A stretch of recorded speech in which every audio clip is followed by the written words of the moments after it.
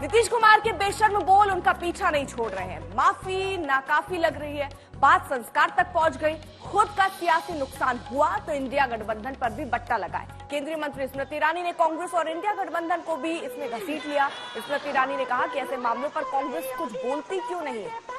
India गठबंधन से Samajwadi party अध्यक्ष ने सबसे पहले बड़ा चेहरा है जो नीतीश के पक्ष में अब बोलते दिख रहे हैं। उन्होंने कहा कि माफी मांग ली है तो मामला खत्म हो जाना चाहिए।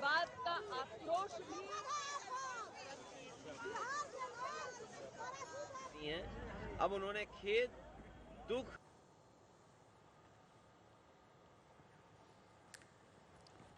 तो संस्कारों पर लड़ाई अब शुरू होती हुई नजर आ रही, क्योंकि नीतीश कुमार के जो बयान थे उसको लेकर वो घिरते नजर आ रहे हैं। और अब अखिलेश यादव कूद पड़े और वो कह रहे हैं कि अगर माफी मांग ली तो बात खत्म होनी चाहिए। और अखिलेश अकेले नहीं है, राबड़ी देवी ने भी बयान दिया कि गलती से उन्होंने दरअसल ये बोल दिया, लेकिन उन्हें अब माफी मांगने के बाद माफ कर देना चाहिए।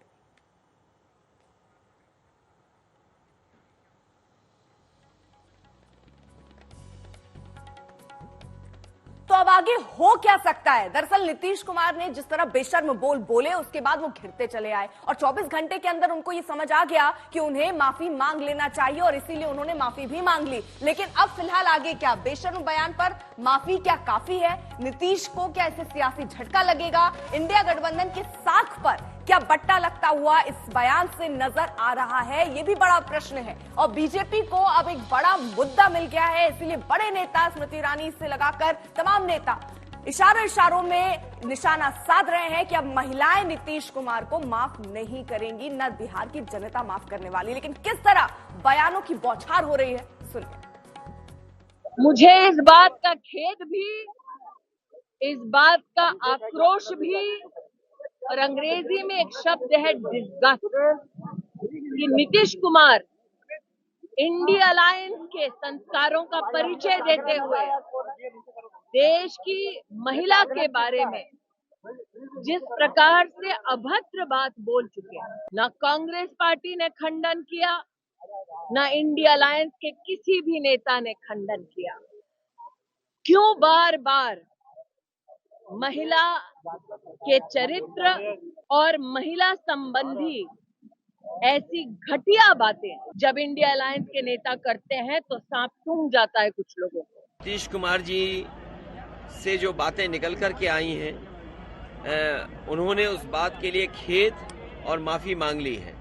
अगर कोई बात उनके मुंह से निकल आई है और उन्होंने खेद और माफी मांग ली है तो बात खत्म हो गई है। कई बार बातचीत करते करते कुछ बातें अलग सी निकल जाती हैं। अब उन्होंने खेद, दुख और माफी मांग ली है तो आप लोगों को भी उस बात को नहीं बढ़ाना चाहिए। एक बात बता दे, इसका कोई अगर कोई गलत मतलब निकालता है तो ये गलत बात है। एक तरह से जो भी मुख्यमंत्री जी का बयान आया तो सेक्स एजुकेशन के बारे में, और जब भी सेक्स एजुकेशन की बात की जाती है तो इसकी लोग जो है शर्माते हैं, हिचकते हैं, तो उससे लोगों को बचना चाहिए। तो स्कूलों में पढ़ाई होती है भाई, साइंस, बायोलॉजी, ये तो स्कूलों में पढ़ाई होती है। तेजस्वी यादव किस स्कूल में गए हैं और किसमें सेक्स एजुकेशन की पढ़ाई उन्होंने की है, वो तो उनको जनता को सार्वजनिक करना चाहिए। जहां तक जनता जानती हो तो 9वां भी पास नहीं किए। तो किस स्कूल में गए, सेक्स एजुकेशन की उनको पढ़ाई हुई जिसमें यह बताया गया कि मुख्यमंत्री को विधानसभा में खड़े होकर जनसंख्या नियंत्रण पर एक विशेष टिप्पणी करनी चाहिए। यह तेजस्वी यादव का भी ज्ञान का प्रदर्शन है। रोहित हमारे सहयोगी इस वक्त जुड़ चुके हैं। रोहित, नीतीश कुमार ने जो बयान दिया, एक बार तीर कमान से निकल चुका है और अब ये कितना डैमेज दे जाएगा कि नीतीश कुमार को और उनकी पूरी पार्टी को और इंडिया गठबंधन को भी? देखिए, बिल्कुल जिस तरीके से पिछले 2 दिनों से हंगामा बरपा हुआ है, उसके बाद ऐसा लगता नहीं है कि ये पूरा मामला जो है वो थमने वाला है। और खासकर बीजेपी इस मामले पर जो है वो चुप नहीं रहेगी। लगातार 2 दिन से हम देख रहे हैं किस तरीके से बीजेपी ने इसको बड़ा मुद्दा बनाया है। नीतीश कुमार ने माफी मांगी है 3 बार सदन के बाहर और 2 बार सदन के अंदर भी, विधानसभा विधान परिषद में। लेकिन इसके बावजूद भी बीजेपी जो है उनके इस्तीफे पर अड़ी हुई है। महिलाओं के सम्मान से इसको जोड़कर देखा जा रहा है। हमारे साथ निक्की हेम्ब्रम मौजूद है, बीजेपी की विधायक है बिहार में। उन्हीं से बात करते हैं। निक्की जी, बयान सुना, माफी मांग ली है नीतीश कुमार ने, अखिलेश यादव भी कह रहे हैं कि भैया माफ कर दीजिए, क्या माफी मिलेगी उनको, नीतीश कुमार को? देखिए, ये वो हमारे प्रदेश के मुख्यमंत्री हैं, हमारे अभिभावक स्वरूप हैं, लेकिन ये जो उनका व्यवहार है कोई नया नहीं है। पिछली बार भी हमारे साथ व्यक्तिगत उन्होंने जो जिस तरह की टिप्पणी की और उसके बाद उन्होंने बुलाकर खुद इस पर खेद तक नहीं जताया, फिर दोबारा सदन में इस तरह का अश्लील स्टेटमेंट देना, ये कहीं ना कहीं उनकी मानसिक ओछापन को दर्शाता है। और संविधान में भी कहा गया है कि जो मानसिक रूप से सही नहीं है, दिवालिया है, उन्हें किसी भी संवैधानिक पद पर रहने का अधिकार नहीं है। तो जो हम सिस्टम है वो सिस्टम के हिसाब से अब वो चीज़ों को हैंडल करने में और चीज़ों को सही तरीके से अपने कर्तव्य का निर्वाह करने की स्थिति में नहीं है। तो ये मान सम्मान की भी बात है और एक सचेत होने की आवश्यकता है कि ऐसे व्यक्ति के ऊपर पूरे बिहार की जिम्मेवारी छोड़ देना कहीं से भी न्यायोचित नहीं है। आपके साथ भी घटना घटी थी? जी हाँ, विधानमंडल की बैठक में उन्होंने काफी भद्दी टिप्पणी व्यक्तिगत तौर पे हमारे साथ किया था, जिस पर हमने मीडिया के माध्यम से घोर आपत्ति जताई थी। लेकिन इसके बावजूद भी चूंकि हम लोग उस समय गठबंधन में थे, बावजूद इसके हमने उनके विरोध में मीडिया में लेकिन कई बयान ऐसे हैं जो लगातार सामने आ रहे हैं नीतीश के बयान के बाद। वो बयान भी आपको जल्दी से सुनवाते हैं। नीतीश बाबू क्या हो गया है?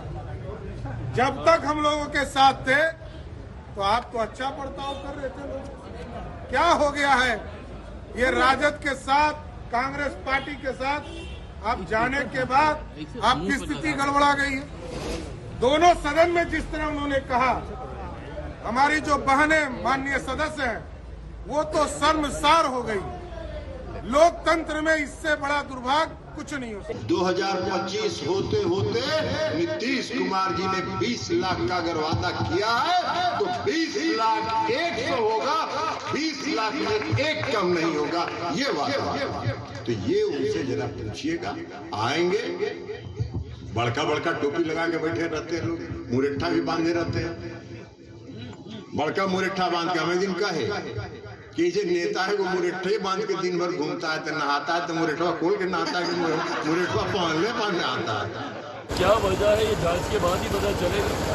और मुख्यमंत्री को इलाज की जरूरत है, और ये मैं किसी व्यंग के तौर पर या ताना कसने के लिए नहीं बोल रहा हूँ, मैं हकीकत में मैं मानता हूँ। और आज की तारीख में मेंटल हेल्थ को लेकर खुलेआम चर्चा होनी जरूरी है। बड़ी बड़ी अभिनेत्रियां, अभिनेता खुलेआम अपने मेंटल हेल्थ के बारे में बात करें।